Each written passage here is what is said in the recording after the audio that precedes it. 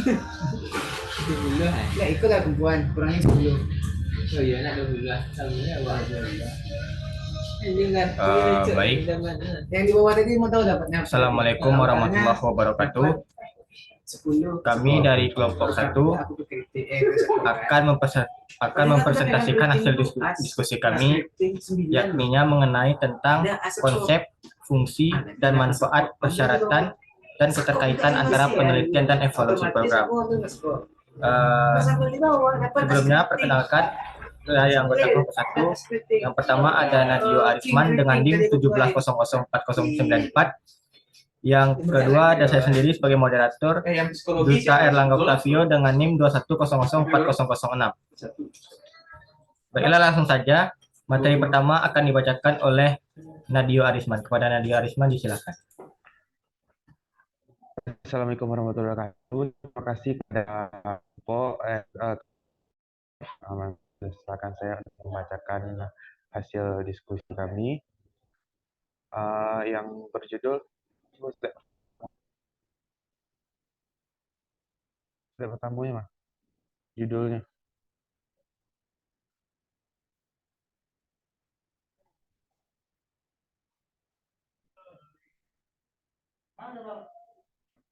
Yang pertama, pengertian evaluasi program.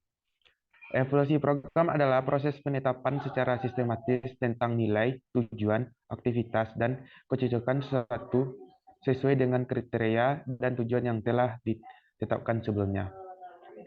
Adapun menurut para ahli, yaitunya menurut Suharsini 2009, evaluasi program adalah suatu rangkaian kegiatan yang dilakukan dengan sengaja untuk melihat tingkat keberhasilan tersebut.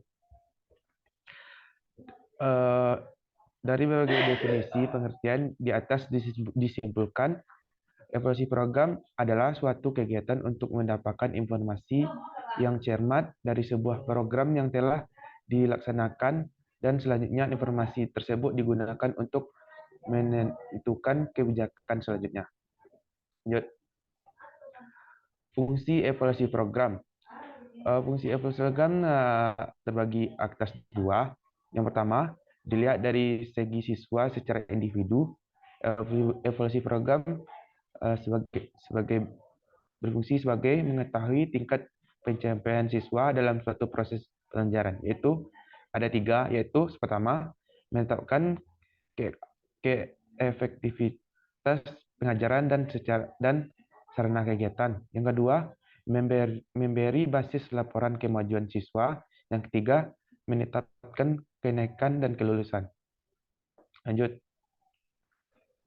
Fungsi evaluasi program yang kedua dilihat dari segi program pengajaran. Yang pertama, memberi dasar pertimbangan kenaikan dan promosi siswa. Yang kedua, memberi dasar penyusunan dan penetapan kelompok siswa yang homogen. Yang ketiga, dalam remedial pekerjaan siswa. Yang keempat, memberi dasar pembimbingan dan penyuluhan. Yang kelima, dasar pemberian laporan bagi belajar siswa.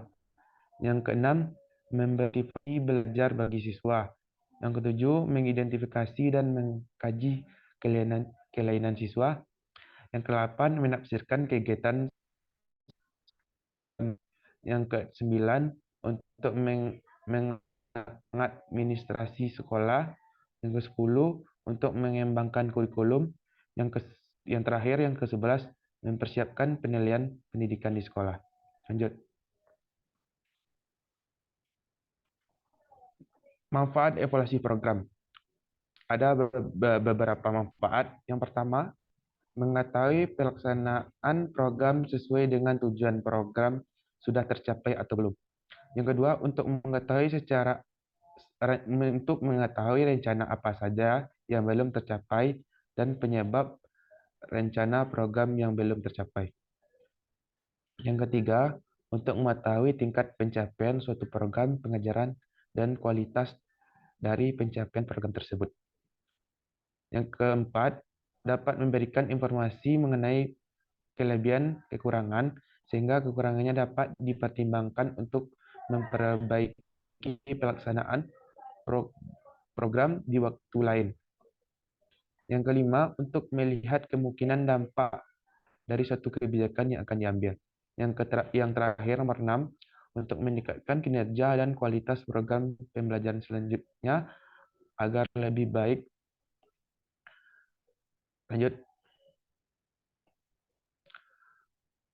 Persyaratan evaluasi program juga memiliki beberapa komponen. Yang pertama, mampu melaksanakan persyaratan pertama yang harus dipenuhi oleh evaluator adalah bahwa mereka harus memiliki kemampuan untuk melaksanakan evaluasi program yang didukung oleh teori dan keterampilan praktik. Yang kedua, cermat, dapat melihat celah dan detail dari program serta bagian program yang akan dievaluasi. Yang ketiga, objek, tidak mudah dipengaruhi oleh keinginan pribadi agar dapat mengumpulkan data sesuai dengan keadaannya. Selanjutnya, dapat mengambil kesimpulan sebagaimana diatur oleh ketentuan yang harus diikuti. Yang keempat, sabar dan tekun. Agar di dalam melaksanakan tugas dimulai dari membuat rancangan kegiatan dalam bentuk penyusunan proposal, penyusunan instrumen, pengumpulan data, dan menyusun laporan. Tidak gegabah dan tergesa-gesa. Yang kelima, hati-hati dalam bertanggung jawab, yaitu melakukan pekerjaan evaluasi dengan penuh pertimbangan, namun apabila masih ada keliruan dapat dibuat berani menanggung risiko atas segala kesalahannya. Selanjutnya, penyusunan kriteria evaluasi program yang terdiri dari 5 sumber. Sumber pertama, apabila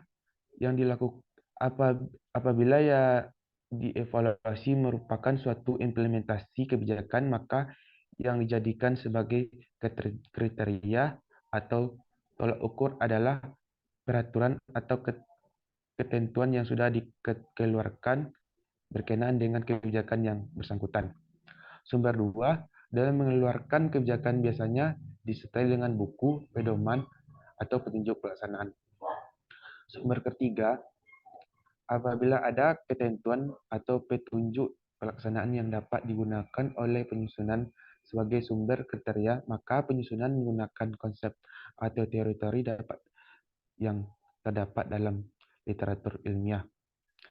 Sumber keempat, jika tidak ada ketentuan, peraturan, atau petunjuk pelaksanaan, dan juga tidak ada teori yang diacu penyusunan sarana untuk menggunakan hasil penelitian.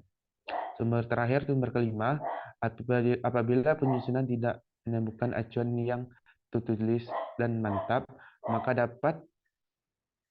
dapat menentukan bantuan pertimbangan kepada orang yang dipandang mempunyai kelebihan dan dalam bidang yang sedang dievaluasi. Lanjut. Yang terakhir, keterkaitan antara penelitian dan evaluasi program. Evaluasi program dapat evaluasi pendidikan dan penelitian pendidikan merupakan dua kegiatan yang sama-sama menggunakan teknik inquiry yang sistematis.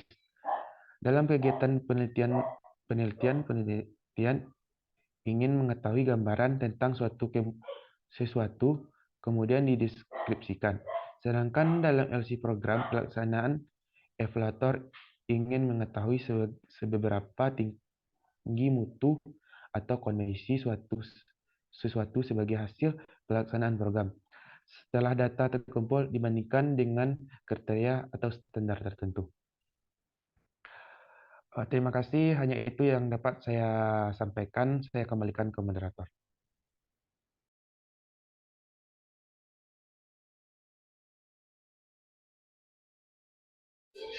Baik, terima kasih kepada Nadio Arisma yang telah menyampaikan materi.